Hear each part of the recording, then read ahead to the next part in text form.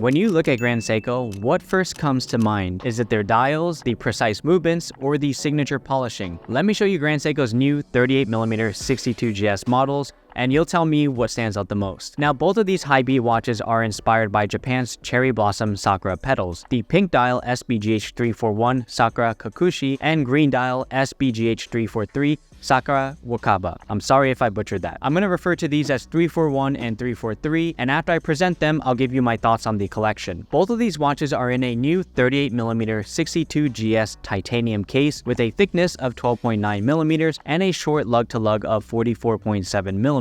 If you prefer smaller case sizes, then you'll definitely like how this one wears. Although the thickness remains the same at 12.9mm even at 38mm, so keep that in mind. It wears compact on my own wrist, and you still get a lot of dial presence despite the smaller case size, which is a visual trick because the 62GS case has no bezel covering the perimeter of the sapphire crystal. And if you're not sure what the 62GS is, let me just tell you really quick. 62GS refers to Grand Seiko's first automatic watch produced in 1967. Back then, the crown was placed at 4 o'clock to visually indicate that no hand winding was needed. Now, the name 62GS that we refer to today has the crown back at 3 o'clock, and it refers to the shape of the multi-sided case. Therefore, the modern 62GS case is also known for having a mix of Zaratsu and brush finishing, a box-shaped sapphire crystal, and a bezel-free construction. And the best way to get a comparison of these dials is to stop by my store Carrot & Co., an authorized dealer for Grand Seiko, so you can see these side by side yourself. Now let's first start with the green dial 343 Sakura Wakaba. This pale green dial represents early spring like you'd see when the trees are just about to bloom. I like to think that this color looks like very light wasabi paste. First, the chapter ring shows the minute track in the same pale green color, and every minute is represented with a small dashed line, and every hour on the chapter ring has a bold small rectangle. If you look closely, the 12, 3, 6, and 9 has a bolder outline, which is a small detail that allows you to quickly orient the dial. From 12 o'clock, we follow Grand Seiko's grammar of design with a double-faceted hour marker applied and mirror polished. Meanwhile, every other hour marker follows the same finishing. At 3 o'clock, the date window has a nice border that slopes down, and for those who appreciate details, you'll notice that on the 38mm version, this date window is pushed all the way to the 3 o'clock marker on the chapter ring, unlike my 40mm SBGH295 Soko Frost that has a black square wedged in between the date window and chapter ring. I don't see many people mention that,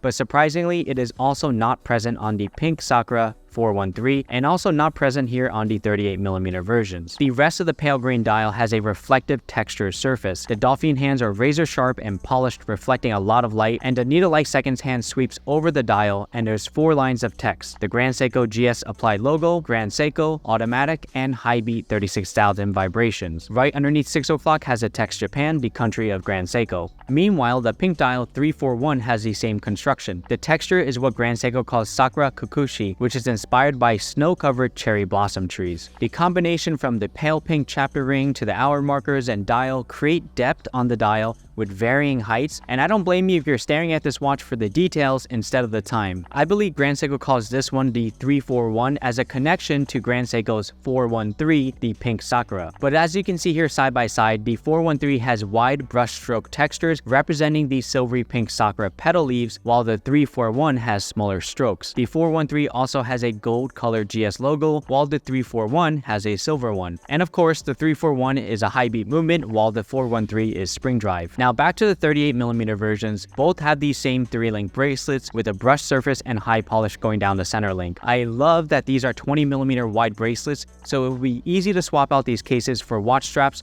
that are pin-in collar links that Grand Seiko does on all their titanium bracelets. The case sides have holes for easy removal of the bracelets, and the crown screws down for 100-meter water resistance. Flip the watch over, there's a sapphire crystal which gives you a glimpse into the 9S85 high beat movement, which Grand Seiko adjusts to -3 to +5 seconds per day, which is slightly above chronometer certified watches at -4 to +6 seconds. It also has a 55-hour power reserve, and it's a workhorse movement that Grand Seiko has used in many other watches, and it's no surprise to see it here. Both of these 38mm watches come in at $7,300. So here's my thoughts. Grand Seiko's most popular watch is currently the Sakura SBGH341, so it's no surprise that Grand Seiko will continue to play with smaller 62GS cases. I love the new 38mm case size, titanium is very comfortable, and the lug width of 20mm is so much nicer than 21mm. But I think ultimately Grand Seiko is still playing it safe with these releases. The dials are different from other models, but nothing that really stands out enough that I can see this being as a deal maker or breaker for anyone. I don't see these models overshadowing the popularity of the Sakura Cherry Blossom, especially when you compare the retail price for $6,600 for the spring drive versus $7,300 for high beat. And while it does add variety to the collection,